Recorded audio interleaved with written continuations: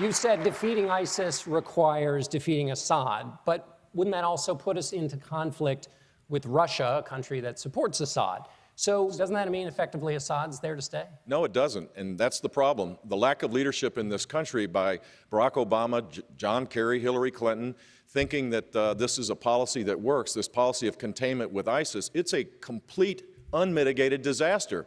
And to allow Russia now to have influence in Syria makes it harder, but we need to destroy ISIS and dispose of Assad to create a stable Syria so that the 4 million refugees aren't a breeding ground for Islamic jihadists. This is the problem. Donald Trump brought up the fact that he would want to accommodate Russia. Russia is not taking out ISIS. They're attacking our team, the team that we've been training and the team that we've been supporting. It is absolutely ludicrous to suggest that Russia could be a positive partner in this. They are on the run.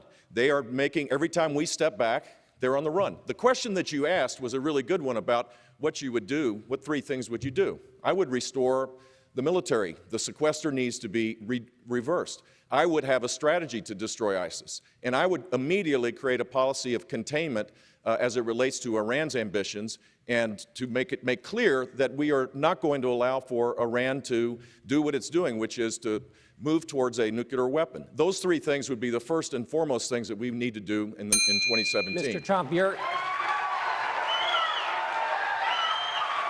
Mr. Trump, you were mentioned here. You did say you could get along very well with Vladimir Putin. You did at one point say let Russia take care of ISIS. Call me a genius. I like him so far, I have to tell you. Let me just tell you this.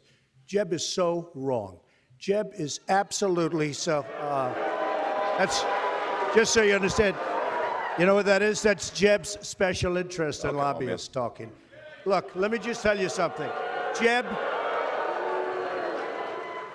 is so wrong. You got to fight ISIS first. You fight ISIS first. Right now you have Russia, you have Iran, you have them with Assad, and you have them with Syria. You have to knock out ISIS. They're chopping off heads. These are animals. You have to knock them out. You have to knock them off strong. You decide what to do after. You can't fight 2 wars at one time. If you listen to him and you listen to some of the folks that I've been listening to, that's why we've been in the Middle East for 15 years and we haven't won anything. We've spent $5 trillion in the Middle East because of thinking like that. We've spent and Lindsey Graham, who backs him, who had 0 on his polls. So let me just tell you something. We've spent.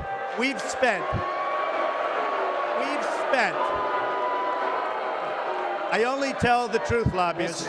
We've spent $5 trillion all over the middle. We have to rebuild our country. We have to rebuild our infrastructure. You listen to that, you're going to be there for another 15 years. All right, Governor Bush, please respond. So the very basic fact is that Vladimir Putin is not going to be an ally of the United States. The whole world knows this. It's a simple, basic fact. They're not taking out, they're not even attempting to take out ISIS. They're attacking the troops that we're supporting. We need to create a coalition, Sunni-led coalition, on the ground with our special operators to destroy ISIS and bring about stability. And you can't do that with Assad in power. We're supporting troops that we don't even know who they are. We're supporting troops that we don't even know who they are. Trump. All right. We have no idea who they are. Gentlemen, I think we're gonna leave that there. I've got a question for Senator. This is from a guy who gets his foreign policy from the shows. Oh, yeah, this is a guy who thinks that Hillary Clinton was a great negotiator in Iran. We're living in dangerous times. In New Hampshire. This is a man who insults his way to the nomination. 44 million. All right, ladies. All right. Give me a break. Gentlemen, let's leave it there so I can ask a question of Senator Cruz, who's also running for president.